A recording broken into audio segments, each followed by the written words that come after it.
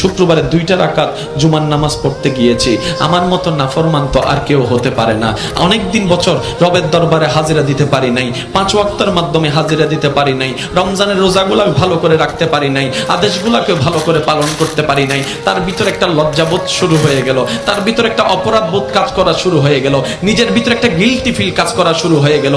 যাবো তো যাবো কিভাবে, দাঁড়াবো তো দাঁড়াবো কিভাবে, এত বছর যাই নাই, সে রব কি আমাকে গ্রহণ করবে, সে রব কি আমাকে মাফ করবে, সে রব কি আমাকে গ্রহণ করবে? হঠাৎ করে তার কানের মধ্যে আওয়াজ ভেসে আসলো, লা তাকনাতু মির রাহমাতিল্লাহ, লা তাকনাতু মির রাহমাতিল্লাহ, লা তাকনাতু মির রাহমাতিল্লাহ, ইন্নাল্লাহা ইয়াগফিরুয যুনুবা জামিয়া। বান্দারে, তোর গুনাহ, তোর অপরাধ, তোর অন্যায় যদি আসমান পরিমাণ হয়ে যায়, লা তাকনাতু মির রাহমাতিল্লাহ, তোর রবের রহমত থেকে নিরাশ হোস না।